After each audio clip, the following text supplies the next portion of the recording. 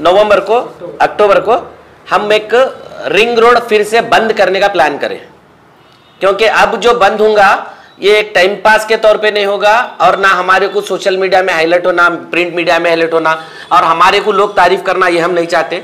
क्योंकि अवाम को जो चीजें मिलना है, अगर वो चीजें नहीं मिल रही तो उसके बदले में पॉलिटिशियन ऑफिसर क्या समझते हमको नहीं मालूम, लेकिन उनके हक के लिए हम आने वाले टाइम हमेशा भी जब तक है ये एहतजाज करते रहेंगे। लोगों को परेशान करे कहते हैं, लोगों को तकलीफ दे। हालांकि एसडीपी लोगों की भलाई के लिए लोगों की परेशानी हो रही बोल के हम कहते हैं वहाँ पर, लेकिन आरोप क्या लगाए हमारे पर, वो जो सेक्शंस लगाए हैं उसमें एफआईआर में रिपोर्ट क्या है कि हम लोगों को परेशान करने के लिए हम प्रोटेस्ट किए हैं, लोगों को तकलीफ हमारे से हुई है, उल्टा चोर कोतवाल को डांटे वो हो गया है, लोगों को परेशान करने के लिए हम प्रोटेस्ट किए हैं बोल के एफआईआर हुआ है हमारे पर। और ऐसे 100 एफआईआर हम वेलकम करते हैं। हम आगे भी इस तरह के प्रोटेस्ट करेंगे और लोगों के लिए काम करेंगे बोलकर मैं बोलना चाहता हूँ। हम एलिगेशन लगा रहे हैं, एमएलए के ऊपर लगा रहे हैं, एमपी के ऊपर लगा रहे हैं, डिस्ट्रिक्ट इंचार्ज मिनिस्टर के ऊपर लगा रहे हैं, क्योंकि हम उनके ऊपर सवाल करें। उनको सवाल करने की बुनियाद पर ही उन्होंने एफआईआर कराए हैं, नहीं तो बात ही नहीं बनती। क्योंकि हम लोग कहते हैं अवाम की मदद के लिए और अवाम कुछ हम परेशान कर रहे हैं बोल को। अगर जो एफआईआर हुआ है ये तो हम लीगल लड़ाई कोर्ट में लड़ेंगे। हमारे लिए एफआईआर और कोर्ट एसडीपी के लिए नया नहीं है। हम वो गुलबर्गा के अंदर social democratic party of India SDPI की जानिब से एक प्रेस कॉन्फ्रेंस कर गुलबर्गा डिस्ट्रिक्ट के अवाम को एक मैसेज देने के लिए आज बुलाए हम आप लोग। आज के प्रेस कॉन्फ्रेंस में आपका वेलकम करते हैं। लिहाजा आज बुलाकर आपके बीच बात करने की वजह यह है, कई सालों से जो रिंग रोड के एक्सीडेंटल डेथ और मेजर एक्सीडेंट्स जो हो रहे हैं वो एक रेगुलर 10 साल से काम करते करते तक लास्ट जो 31 था उस दिन तक भी हम बहुत ज़्यादा एक ये महसूस हो रहा था कि वहाँ पर एक डेथ होने वाली की कोई वैल्यू नहीं है और एक्सीडेंट का कोई पूछने वाला नहीं है, ऐसे ही लोग आते रहते मरते रहते बोले जैसा एक सिचुएशन महसूस होने के बाद शाम में एहतजाज कर एक एहसास दिलाने की कोशिश की। यहाँ के सियासतदान और ऑफिशियल लेवल को एक मैसेज जाना कि ये चीज़ें जो हो रही गलत है, इसके ऊपर थोड़ा हम सीरियस लेकर काम करेंगे। आने वाले टाइम पे ऐसे चीज़ों को एक प्लान करेंगे नहीं होने के जैसा बोल के सोचेंगे, बल्कि हम एक समझाने के लिए एक प्रोटेस्ट किया। प्रोटेस्ट रखने के बाद उनको जो मैसेज हम देने के बाद उन्होंने उस पर काम करने की बजाय क्या क्या करे हमको तो उसका अपडेट नहीं है, क्योंकि हमें उसका कोई मैसेज भी अब तक नहीं मिला, डिपार्टमेंट लेवल पे भी नहीं मिला, एज ए पॉलिटिशियन भी हमारे को कोई उसके बारे में अपडेट नहीं दिया। तो हम हमारी जगह बैठकर एक हम डिसाइड करें, हमारी काउंसिल डिसाइड करी ये इसी तरीके से जो होता है आया अब आने के टाइम पे नहीं होना है। तो ऑलरेडी जो हम कई टाइम मेमोरेंडम दिए उसके बदले में आज एक फाइनल मेमोरेंडम उनको देंगे कि आने वाले 2 तारीख तक इन्होंने उसके बारे में कुछ प्लान करना है। वो प्लान क्या है बल्कि हम पूरा एक मेमोरेंडम में ड्राफ्ट करके district in charge minister Priyank Kharge, member of parliament Radhakrishna sahab और Gulbarga north MLA Kaneez Fatima, deputy commissioner Gulbarga, NHI के प्रोजेक्ट डायरेक्टर को और गुलबर्गा कमिश्नर ऑफ पुलिस को भी हम एड्रेस करे हैं। इनको ये बताए हैं कि ये एक्सीडेंट्स अब जो हुए ये हम बर्दाश्त करने वाले नहीं हैं। आने वाले 2 तारीख तक इसका एक कुछ तो भी डिपार्टमेंट लेवल पे पॉलिटिकल लेवल पे सेटरेट करके आने वाले टाइम पे किसी की जान नहीं जाना, ऐसा कुछ करना है, उनके प्लान करना है बल्कि एक मेमोरेंडम दिए।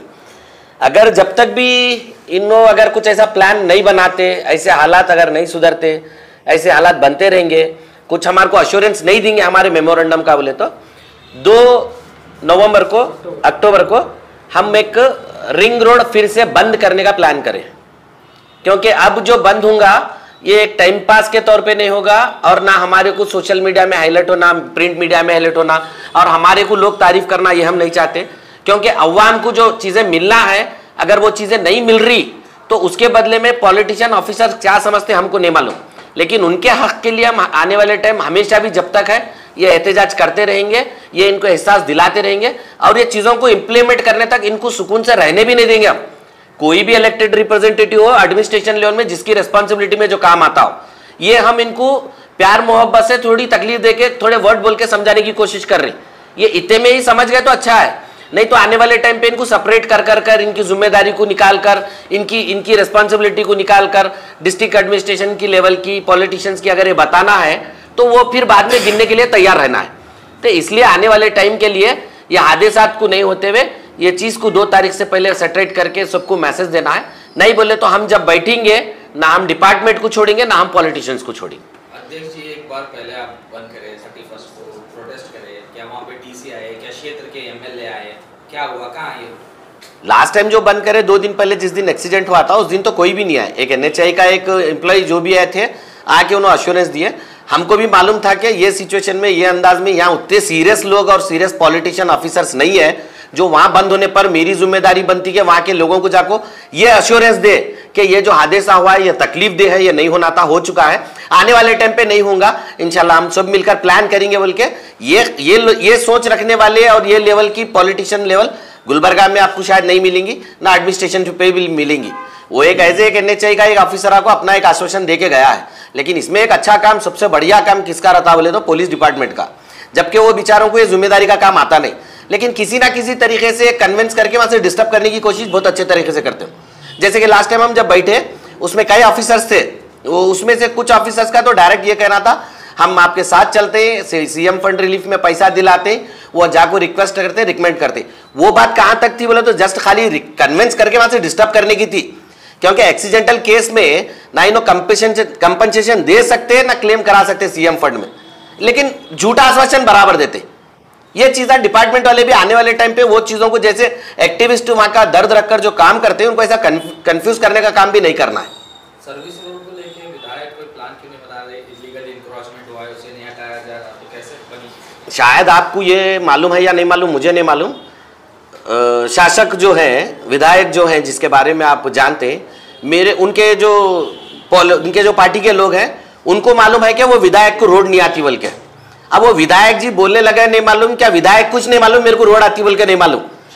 क्षेत्र उनका है, रोड उनको आती, उन्होंने उसको रिक्वेस्ट करना है, उसको रिकमेंड करना है, उसके रेफरेंस लेटर्स देना है, उन्होंने लिखना है नेशनल हाईवे अथॉरिटी को, लिखकर सार्वजनिक में लागू बताना है। लास्ट 15-20 साल से जो रोड नहीं बन रही इसके बारे में इतने बार हमारे मरहूम जो लास्ट MLA थे उन्होंने भी इतने बार बात करे हैं, दिए हैं लेटर। अब प्रेजेंट इतने साल से रहने पर मैं भी इतने बार बोलूं बोलकर उनको अपना एक लेटर बताना है, इतने बार रिकमेंड करने के बावजूद भी काम नहीं हो रहा बोल के उन्हें बताना है। लेकिन यहाँ कैसा है बोले तो अपना टोकरा ले जाके दूसरे के सर पे रखो, अपन बली होना चाहते, लेकिन इतने भी मासूम नहीं है लोग गुलबर्गा के।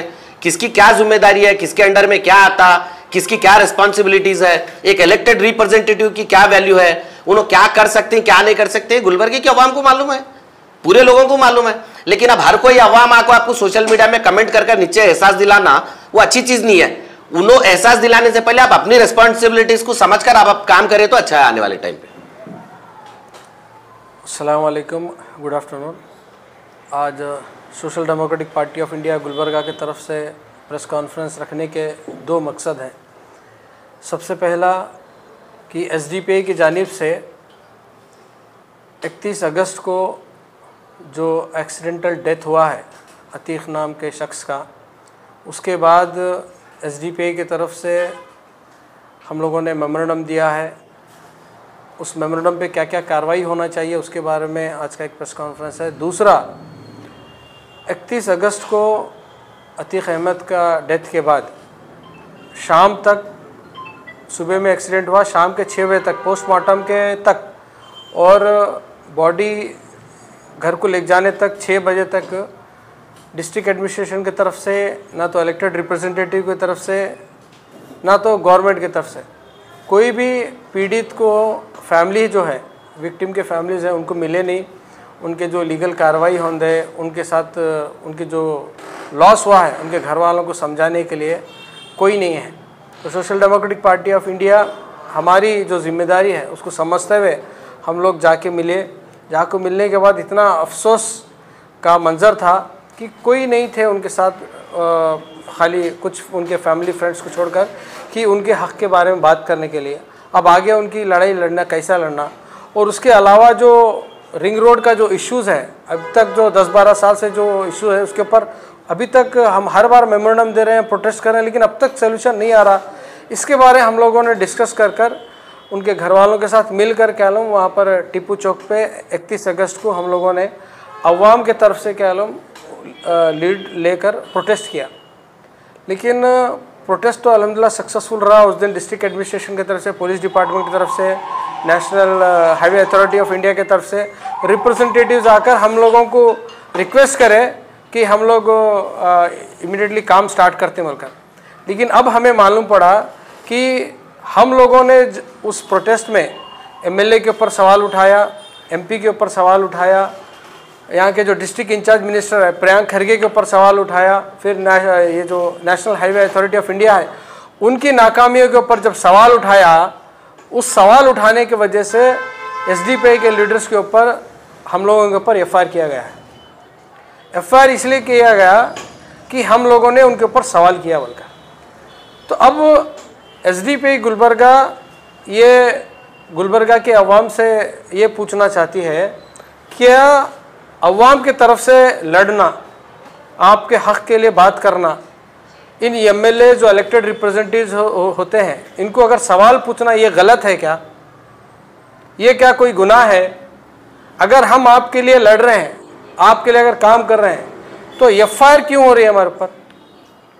अगर ये समझते हैं MLA, MP, district in charge minister अगर ये समझते हैं कि एफआईआर होने से एसडीपीआई गुलबर्गा डर जाएगी, अपना काम करना बंद करेगी, हम सवाल नहीं करेंगे, तो ये सबसे बड़ी भूल है और सबसे बड़ी आपकी हिमाकत है। एसडीपीआई 15-16 साल से पूरे इंडिया भर में जानी जाती, ना हम जेल से डरते, ना हम एफआईआर से डरते, ना कोर्ट से डरते। हम एक शहद के छत्ते के जैसे हैं, दिखने बहुत अच्छे हैं, लोग हमसे फ़ायदा उठाते हैं।